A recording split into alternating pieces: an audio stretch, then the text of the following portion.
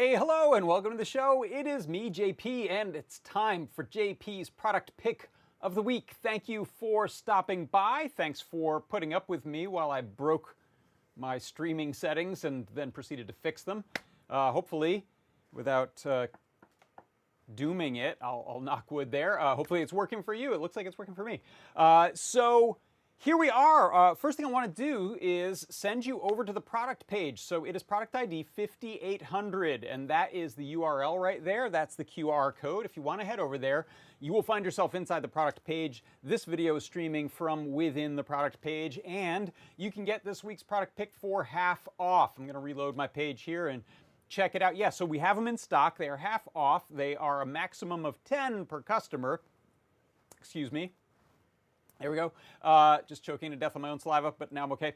And what is it? What's this product pick? Well, before I tell you, I'm going to have Lady Ada tell you in her own words. Take it away, Lady Ada. The Qualia. Yay, the Qualia S3. People have been seeing me work on this for a bit, couple revisions through. So this is a board that I kind of designed for my own use because I want to test out all these cool, weird displays like, this long rectangular display or this round display or this square one. Basically once you get past 320 by 240 pixels, you need to use parallel RGB TTL display support, and not a lot of microcontrollers have that support.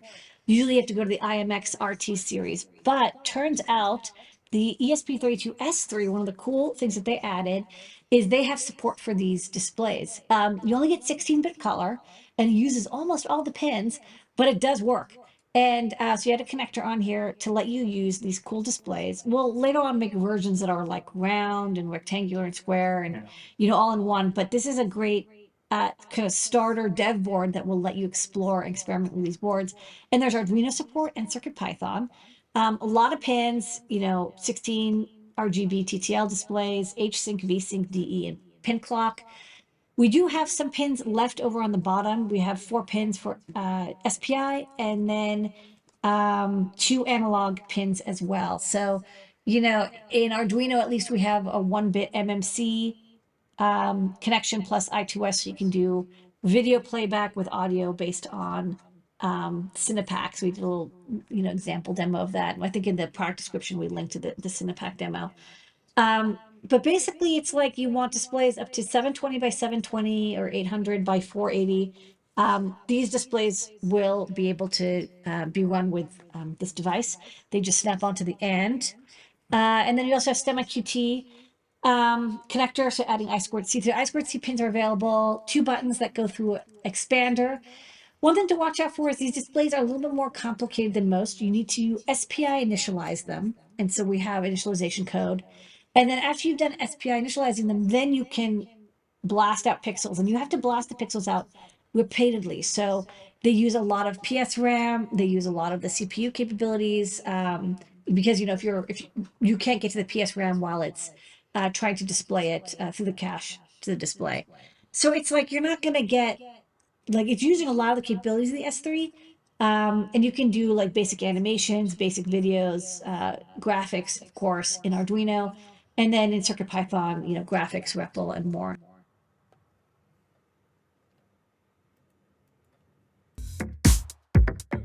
Wrong button there. Hey, sorry, I hope there wasn't an echo there. I just realized I think the mic channel was on there. But hopefully you got all that. So look at this. This right here is the product pick of the week this week. It is the Qualia ESP32-S3. It's an RGB-666 TFT driving board and microcontroller dev board all in one. This has a 40-pin connector for allowing you to plug in all of these great weird, interesting displays, such as this enormous round display. I think this one might be like 720 by 720 pixels. There are rectangular displays. Anything where you start getting over like the 320, 240 pixel size, you need one of these specialized driver boards. You can't just run it off of your average microcontroller. So if you take a look at the product page here, let me jump over. You can see that we have this on sale right now for $9.98 just during the show. So if you want to pick up one of these driver boards and then the display of your choice. We have a bunch listed there on the product page underneath this product, just in the little bold. You can click on the checkbox and say add the item.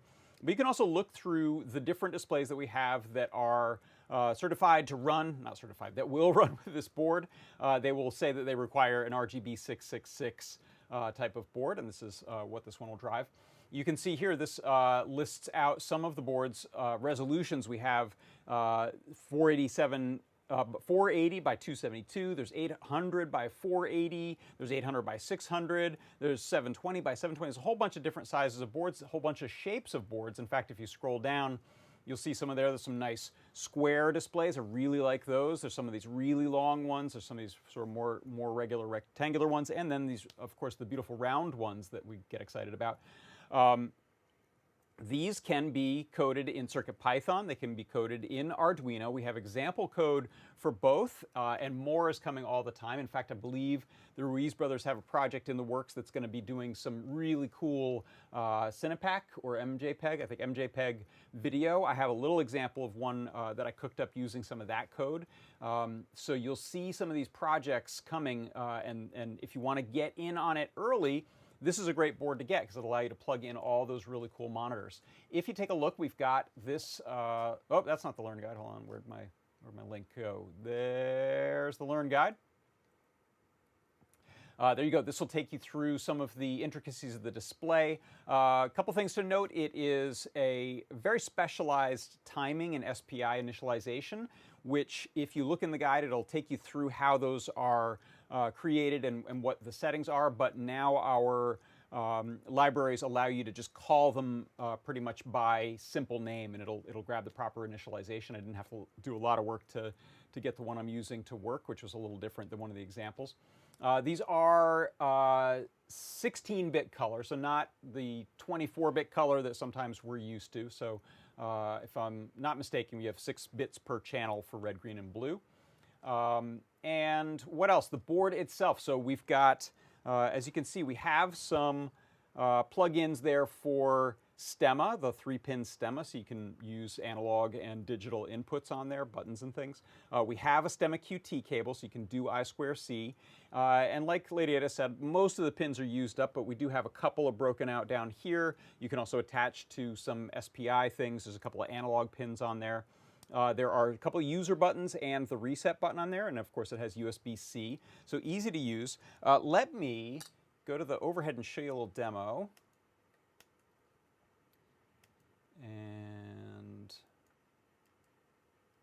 there we go. So here's a demo of, you can see, I've got it kind of dark there so you can see the screen better. So let me just swipe the exposure around on here as I talk. So here you can see I've got the Qualia ESP32-S3. It is plugged into a little micro SD card reader and then one of these beautiful little rectangular displays. You can see I have video playing on there. It's running about 12 frames a second, and it's just a few seconds long. I'm just looping it back and forth. But it plays pretty smooth. 12 frames a second isn't terrible for this type of an application, this type of a display. You will see the guide coming soon from the Ruiz brothers. It'll take you through all the steps, but I was able to very quickly follow the steps to do the conversion with some conversion tools online and make this little video that I made run perfectly well off the SD card on this cool display. Here's another demo. I took one of the, there's a Mars and Earth clock demo that Liz created, and I used that as my starting point to make a cool little Dieter Rams Braun clock-inspired clock. I'll focus that for you. So there you can see this is the display. It's a round display. It looks gorgeous, right? This has a bitmap as the background on it, and then a couple of vector I/O rectangles and a circle to act as the hands. And this one is accurate to the time. So this is using, I think once an hour, it goes to the Adafruit I/O to grab the time off of the time server and keep itself pretty accurate. And yeah, so this is a background image that is a BMP file. I started with a full 24-bit image, and then I dithered it down to I think I did to 256 colors. You could go a little higher than that, but I went down to 256 colors, indexed, brought that in, and it works really nicely.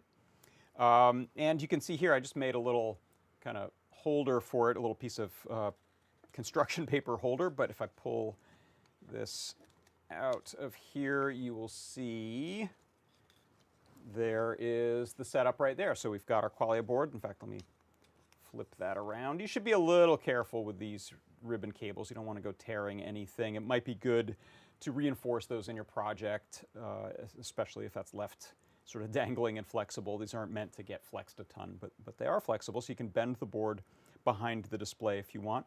But there you can see it just plugs right into this little, I'm going to bring the, let me bring the focus back in. Boop, boop, boop. And I'm going to go to brighten this up a good bit there. Oh, fix the focus one more time. There we go, that's pretty sharp. So what I'll do is I'm going to unplug this. You can see here's how you insert these boards. You simply flip up the connector. Board has the bazillion pins on there. Some of these, by the way, we're also using I2C pins on this little board. There's more pins here than you need for the display. And that's so that we can do the capacitive touch sensors on some of these boards. Not all of them have it, some of them do. Here you can see this will probably break. I don't think it'll work because this is the wrong display. I don't have that display initialized, but that is how you plug them in. And just because I like to do things and see what happens, will we get a graphic? Will we get anything? Will it just be weird? Let's see what happens. Can it start even? It may just not initialize. I'll give it a moment there. Anything? Do you see the display? No? All right. That's not nice to do that to that. All right, let me unplug that and put the original display back in. There we go.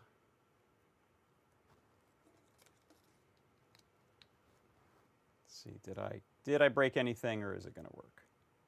I may also not have given it enough time to start before it does need to jump onto, oh, there it goes, jump onto Wi-Fi, since I'm using Adafruit I/O to grab the time. There we go. And that's an excellent point to make. This, since it is an ESP32-S3, this has Wi-Fi built in, so it's actually really simple. If you take a look at the code that I'm running here, it's quite simple to get up and running with Adafruit I/O and Wi-Fi for IoT types of projects. Let's jump over to this view right here, and let me open the code. So you have one file which I won't open. That's the settings.toml file. That contains my Wi-Fi SSID and password, as well as my Adafruit I/O key and username. If we take a look at the code file, it references those things. Thanks again to Liz for the super cool Earth and excuse me, the super cool Earth and Moon clock project. And then Todd Kurt had some cool code that he shared with me for doing. I didn't want to do tapered hands. I wanted to do rectangles, and there's some tricky math involved with getting those to rotate properly.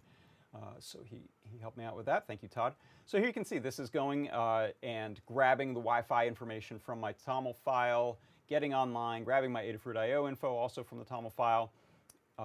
It then is grabbing, I have this braunface.bmp, this little Braun clock graphic that I made there. It's displaying that. Here you can see graphic equals graphics displays.round21. So this is the 2.1 inch round display. This is all I need to grab all of the intricate timing and setup initialization files that I need. So originally on Liz's project, she was using the 4-inch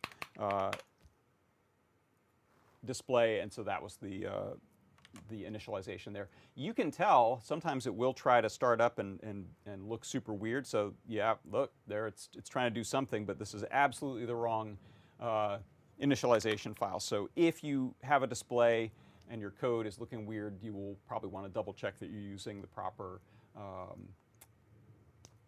initialization files for that. So then this is a bunch of display I/O stuff to throw up the display on there, create my minute hand and the hour hand, as well as that little circle in the middle, little hub. Some time conversion to get the hours and minutes from the time server. This is some of that rotate points and time angle code that Todd had shared. Similar stuff, Liz has some similar angle code in hers for just doing a different type of vector I/O object that uses points. And then this is as simple as the main loop of this goes. It's just counting ticks, and it is progressing, and then when it gets to an hour, it will go and check the time server. Where's that one? Update time. Yeah, so clock equals update time, and that's if the minutes are over 59. So we get to once an hour, we go and grab that. So kind of interestingly, in fact, it's not going to be an animation, but I can lie to this thing and tell it that ticks are 100 times faster, and you will actually see some hands updating there. So tick, tick, tick, tick. So it's a decent display, like we say, as far as refresh goes. You can get about 12 frames a second. I'm going to adjust that so it doesn't try to go and ping the time server too frequently there. So yeah, Dave Odessa is right over in the chat, over in the YouTube chat. You need to know trigonometry, or know people who know their trigonometry, because I don't. Okay, let's see. What else have we got here? So there's a look at the board there. You can see Silkscreen mentioned some of the pinouts. There are some settings for changing which I2C address you're using for the touch screen, if it's capacitive touch-based display. You can also solder the jumpers on the front to adjust the backlight. I think we have a few different settings of backlight on there. 25, 50, and 100% are available to jumper there. What else am I missing? So yeah, head on over to the page right there. There it is. Let's see, do we still have these in stock? Yes, we do. So $9.98. You want to pick up a display, or more than one display, if you want to use this as a development platform for figuring out some of these really cool displays. And what else have we got to say? I think that's going to do it. Let me know if you have any questions in the chat. I'm going to just run through real quick and check if I missed anything.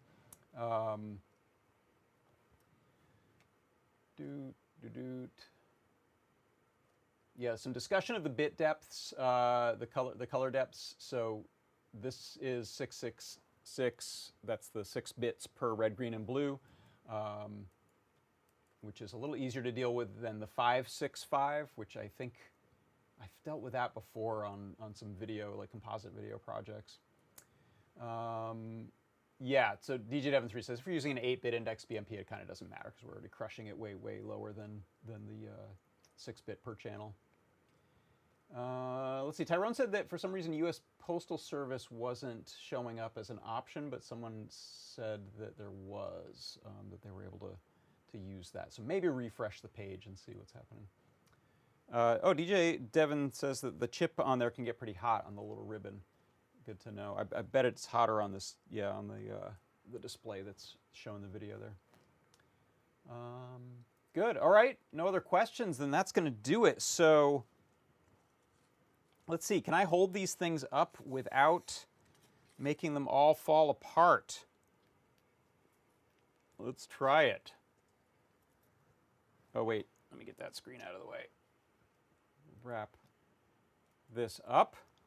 So that right there is my product pick of the week. This week it is the Qualia ESP32-S3 TFT driver board for RGB-666 displays. That is going to do it for JP's product pick of the week. I'm John Park for Adafruit. Thank you so much for stopping by, and I will see you next time. Bye-bye.